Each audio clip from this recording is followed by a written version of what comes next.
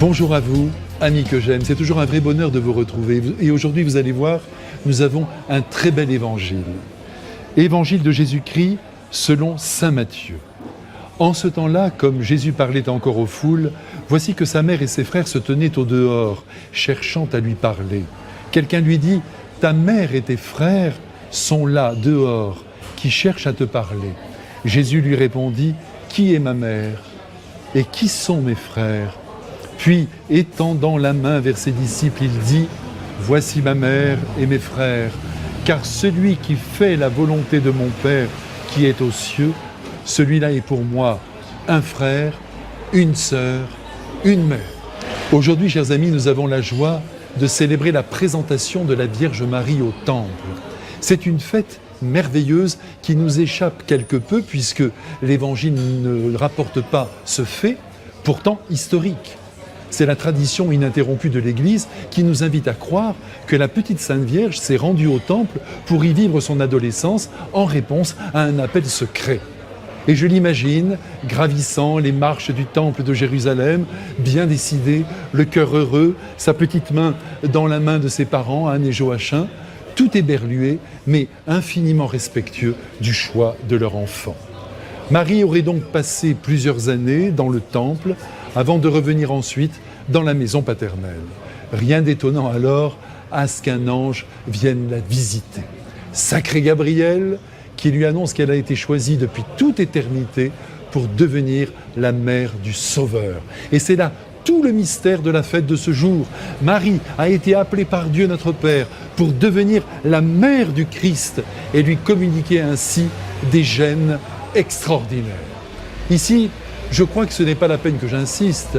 Nous savons tous que Marie est parfaite dans son être, puisqu'elle est immaculée. Là encore, c'est un mystère qui nous échappe totalement.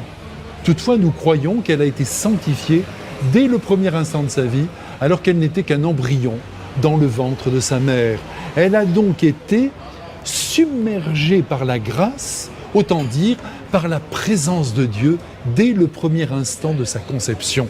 Et cette grâce qui la structure l'a toujours poussée à écouter son Fils alors qu'il écrivait avec sa voix, avec sa manière d'être et son style de vie, l'Évangile.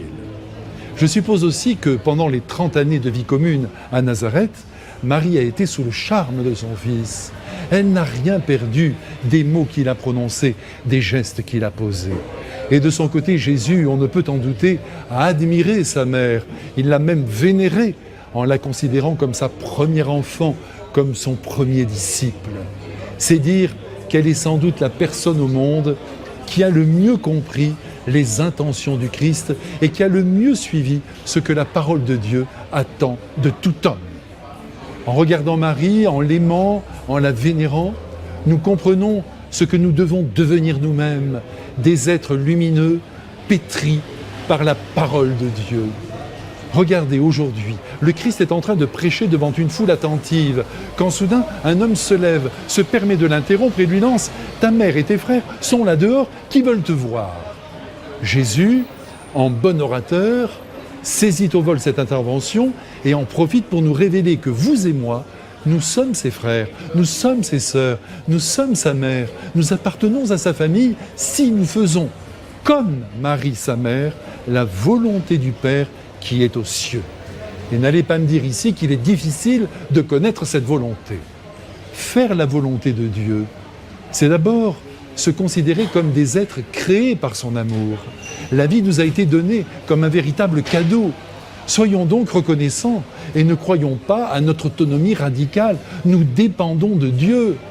La preuve en est, c'est qu'un jour, notre cœur s'arrêtera et on aura beau essayer de pomper, ce sera notre heure. Et nous devrons nous soumettre paisiblement au grand départ qui nous plongera encore, et cette fois-ci de manière définitive, dans le cœur du Père. Faire la volonté de Dieu, c'est aussi recevoir Jésus comme ami et comme sauveur, venu en homme, éduquer notre cœur en nous confiant l'Évangile. Ce texte sacré, mais écoutez-moi, nous devons nous y confronter quotidiennement jusqu'à l'assimiler totalement, c'est-à-dire en totalité. Il contient d'ailleurs toutes les volontés de Dieu sur nos vies. Si bien qu'à chaque fois que nous avons un doute sur une action que nous devons accomplir, si cette action va dans le sens de l'Évangile, nous pouvons être sûrs que nous faisons la volonté de Dieu. Ce n'est donc pas la peine de prier pendant des heures pour savoir ce que nous devons faire. Et ce que je vous dis là, ça vaut aussi pour des choix d'orientation de vie, pour des changements radicaux. Bref, en ce beau jour de fête, nous devons remercier la Sainte Vierge de nous avoir rappelé par cette visite qu'elle rendit un jour à Jésus, alors qu'il délivrait devant la foule la parole de son Père, que chacun de nous peut faire partie de sa famille, devenir son enfant, si comme elle, notre plus grand désir est de tenter, je dis bien de tenter, de mettre en œuvre tout ce que l'Évangile exige, et en premier lieu, la mise en pratique de la grande loi d'amour. Amour de Dieu, amour des autres, amour de soi. C'est d'ailleurs en ce moment, parce que je vous aime, que je vous embrasse très fort et vous bénis avec Marie, au nom du Père et du Fils et du Saint-Esprit.